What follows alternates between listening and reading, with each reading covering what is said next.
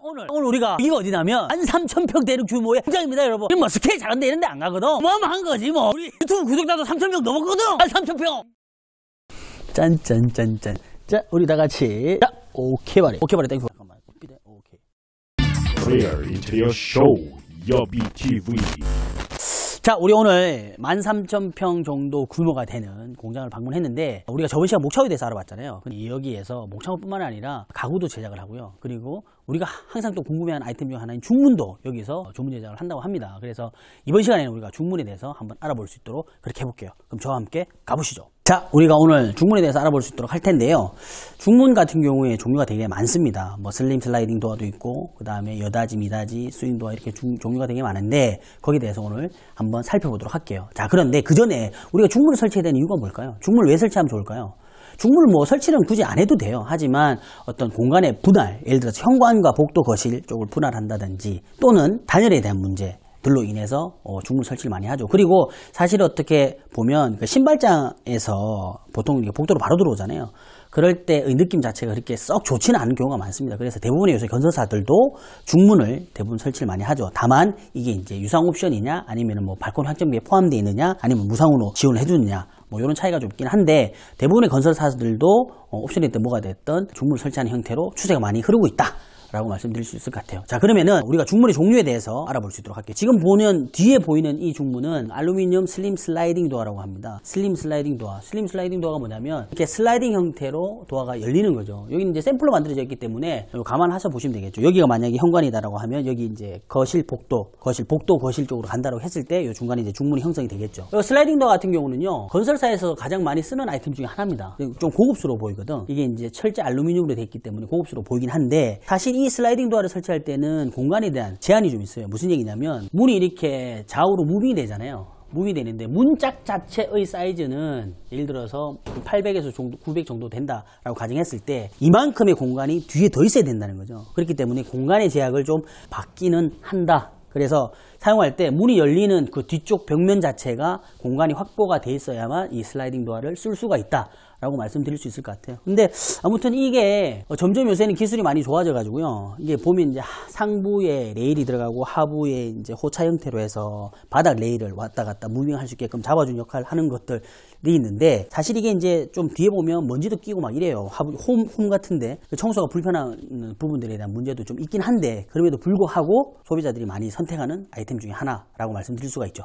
얘는 뭐냐면, 얘는 여다지예요, 여다지. 우리 좀 전에 봤던 거는 슬라이딩으로 미다지 형태죠. 슬라이딩 도어라고 하는 거고, 얘는 여다지입니다. 여다지. 요렇게 열고 닫는 거죠. 그래서 이제 요 폭에 따라서 이렇게 픽스 형태로 하나를 고정을 해주는 경우가 있고요. 이 픽스 고정되어 있는 형태가 아닌 벽 대 벽으로 바로 여다지 하는 경우가 있습니다. 근데 사실 실질적으로 이제 사용하기에는 사실 슬라이딩이 좀 사용하기는 여다지보다 편하긴 해요. 편하긴 한데, 아까 슬라이딩 같은 경우는 공간이 제약, 문짝만큼 옆에 있는 공간이 하나 더 있어야 된다라고 하기 때문에 어떤 제한적인 부분들이 있기 때문에 여다지도 많이 선호를 하는데요. 이 여다지 같은 경우에는 설치를 할 때 복도 쪽으로 문을 열느냐, 아니면은 현관 쪽으로 문을 열느냐 따라서 조금 달라요. 근데 저는 개인적으로는 현관 쪽 말고 복도 쪽으로 문을 열게 하는 게 좋다. 왜 그러냐면, 얘가 만약에 여기가 현관이고 여기가 복도잖아요. 문을 이렇게 열면 어떻게 된다? 문을 열고 이렇게 열고 들어가야 되잖아요. 근데 이렇게 열고 들어갈 때 보통 우리가 신발들이 밑에 있잖아요. 신발들이 다 쓸리는 거야. 신발들이 다 쓸리는 거죠. 그렇기 때문에 여다지 도어를 할 때는 어떻게 한다? 복도 쪽으로 문을 밀고, 현관에서 밀고 들어갈 수 있도록 설치를 하는 게 좋다 라는 이야기를 드리고 싶습니다. 그리고 이 유리 같은 경우는 어떻게 해야 됩니까? 우리 저번에 이제 유리 공장에서도 가서 했잖아요. 유리를 할 때 현관 중문에 이제 프로스트 사틴 하는 경우도 있고, 패턴 유리 하는 경우도 있고, 여러 가지 어떤 경우가 많은데, 얘 같은 경우는 프로스트 형태는 아니고 그냥 칼라로 해서 들어가 있잖아요. 그래서 약간 브론즈 형태의 유리로 지금 마감한 형태 라고 보시면 될 것 같아요. 지금 우리 아까 그 전에 봤던 건 뭐였죠? 요건 아까 사틴 느낌이 들어가 있는 거죠. 바깥에가 반대쪽이 이제 보이지 않는 형태의 불투명 처리되어 있는 느낌으로 보시면 될 것 같아요. 유리는 본인의 선택에 따라서 또 여러 가지로 초이스를 할 수 있으니까 그건 또 거기 맞춰서 고르시면 될 것 같아요. 자, 지금 보시는 중문은 뭐냐면 삼연동 중문.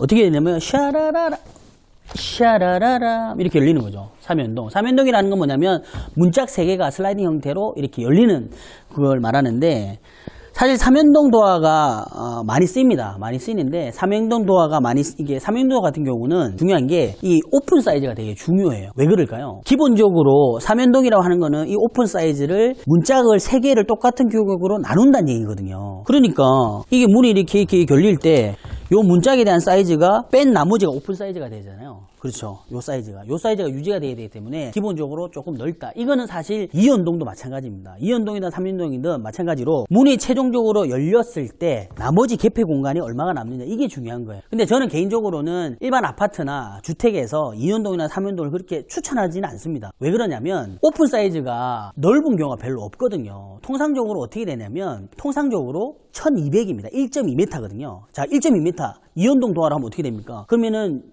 문 한 짝 사이즈가 60cm잖아요. 60cm를 열고 나머지 60밖에 안 나와요. 60밖에 성인 남자가 이렇게 들어가기 쉽지 않다고. 그러면 삼연동으로 하면 어떻게 되냐? 삼연동으로 하면 1200을 삼연동으로 한다 하더라도 그러면 40cm잖아요. 그럼 나머지 80cm밖에 안 남는다고. 그래도 좁아요. 최소한도로 90cm 정도는 공간 확보가 돼야 우리가 마트에서 장을 보고 들어올 때도 이동하는 데 있어서 큰 문제는 없다라는 건데 좁다는 거죠. 그래서 저는 개인적으로 그렇게 선호하지는 않은데 그럼에도 불구하고 이런 형태의 중문을 좋아하시는 분들이 되게 많습니다. 근데 하여튼 우리가 이렇게 이연동이나 삼연동을 선택할 때는 문이 열리고 난 뒤에 오픈 사이즈가 어떻게 되는지를 확인하고 선택을 하시는 게 중요하다라는 말씀을 드리고 싶어요. 자, 근데 방금 우리가 삼연동 봤잖아요. 삼연동을 봤는데 삼연동 중에서도요, 프레임의 두께에다가 슬림 형태가 나와요. 슬림 형태 이렇게 짜잔짠. 사실 이렇게 좋긴 한데요, 이게 가격이 좀 전에 설명드렸던 삼연동보다는 조금 올라간다라고 설명을 드릴 수가 있을 것 같아요. 근데 이제 가격을 이렇게 이야기하기 좀 되게 애매한 게 인터넷이나 아니면 대리점에 따라서 가격대 차이가 좀 많이 나기 때문에 좀 애매하긴 한데요. 보통 이런 경우에는 보통 80에서 한 120 사이 왔다 갔다 한다라고 보시면 될 것 같아요. 자, 이렇게. 자, 이 도어는 뭐냐면 스윙도어랍니다. 스윙도어가 뭐냐면 저는 개인적으로 이 스윙도어를 되게 조금 약간 가격이 좀 나가긴 한데 되게 공간 활용도나 쓰임새가 되게 좋다고 봅니다. 왜 그러냐면 우리가 여다지 할 때 있잖아요. 여다지는 개폐 방향이 한 군데 밀고 들어가거나 밀고 들어가는 한 방향밖에 안 되는 거죠. 그래서 제가 뭐라고 그랬습니까? 현관에서 복도 쪽으로 밀고 들어가는 형태로 계획을 해야만 신발이 쓸리지 않는다고 얘기했잖아요. 자, 그리고 삼연동 같은 경우는 어떻습니까? 삼연동도 아까 공간에 대한 제약이 따른다 그랬잖아요. 그렇기 때문에 형태에 따라서 가장 제약이 없는 도화가 중문이 저는 이제 스윙 도어라고 이야기를 할 수 있을 것 같아요. 왜 그러냐면 스윙 도어는요, 장점이 뭐냐면 이렇게 되는 거죠. 이렇게 개폐가 완전히 됩니다. 개폐가 완전히 되는 장점이 있고요. 또 하나는 뭐냐면 개폐에 대한 방향 자체가 양방향이에요. 양방향이기 때문에 사용성에 대해서 상당히 효과적이라는 거죠. 물론 이게 디자인적으로 너무 투박해, 난 이런 거 싫어 하면 어쩔 수 없어요. 그러면 거기에 맞춰서 중문에 대한 형태를 선택하시면 되는데, 저는 개인적으로 봤을 때는 스윙 도어가 활용성이라든지 편리성에 대해서는 가장 최적화되어 있는 제품이 아닌가라는 생각을 좀 하게 됩니다. 괜찮은 것 같아요. 근데 사실 디자인은 좀 개선해야 될 것 같아. 모든 제품들에 대한 게 사실 디자인이 약간 좀 투박해. 사실 이게 또 약간 슬림으로 나온다고 하면 또 다를 수는 있을 것 같긴 한데, 그건 또 우리 다음에 또 만약에 그런 제품이 나온다면 한번 더 포스팅, 우리 일단 영상으로 한번 만들어 볼 수 있도록 그렇게 한번 해볼게요. 자, 그런데 우리 일반적으로 있잖아요, 중문 이야기 하면서 제가 하나 더 이야기 드리고 싶은 게 뭐냐면 포켓도어라는 게 있어요. 포켓도어가 뭐냐면 문 벽 사이로 도어가 쏙 숨는 게 있는데, 그건 사실 중문은 아닌데요. 그게 여기 지금 샘플이 있어가지고 그거까지 한번 설명 드려볼게요. 따라오세요. 들어와. 이쪽으로 가야 되나? 야, 이거 뭐야? 이거 거의 매트릭스 같아. 이거 매트릭스 보면 문 막 열고 있는 그 누구야 그거? 걔가 딱 들어가면 막 다른 공간 나오고 막 딱 다른 공간.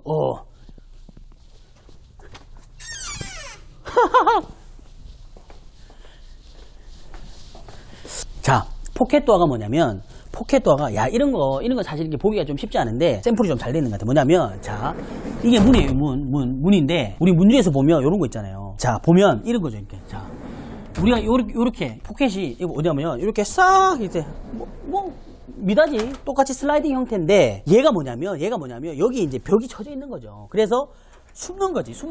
원래는 이렇게 보이지만 보이는 게 아니다. 어떻게 된다? 벽 사이로 속 숨는 거다. 요런 문이 어디에 들어갔냐면 드레스룸, 그러니까 안방과 드레스룸 들어가는 그 사이 있죠. 파우더장 사이에. 그 사이에 보통 요렇게 포켓도어가 많이 들어갑니다. 포켓도어가 요렇게 싹 들어가는 거지. 자, 그러면 이런 것들이 뭐냐면 이거를 이제 그 하우징이라고 합니다. 하우징. 무슨 얘기냐면, 어쨌든 여기가 벽이 구성이 돼야 되잖아요. 벽이 구성이 되는데 벽 자체가 단순하게 우리가 벽을 만들 때는 석고보드를 만들거나 합판으로 벽을 구성을 하거든요. 근데 뭐 석고보드 합판 막 덜렁 쓸 수 있나? 못 쓰잖아요. 그래서 하우징이라는 거를 금속을 통해서 벽체를 만들어주는 거예요. 그래서 프레임을 이렇게 짜잖아요. 짜고 난 뒤에 여기에다가 속고 또는 합판을 붙여서 도배 마감을 하는 거죠. 그래서 이게 마감이 돼 있는 거고, 그렇게 돼 있기 때문에 문에 이렇게 싹 들어갔을 때 어떻게 된다? 싹 벽 안에 들어간 것처럼 보인다. 그리고 이런 걸 할 때는 우리가 포켓도어를 별도로 하나 자기가 하고 싶다라는 분들이 있잖아요. 할 때 할 수는 있어요. 할 수는 있는데 중요한 건 뭐냐면 일반 목창호처럼 우리가 문틀 설치할 때는 그냥 목수 아저씨도 와서 그냥 설치하면 되잖아요. 근데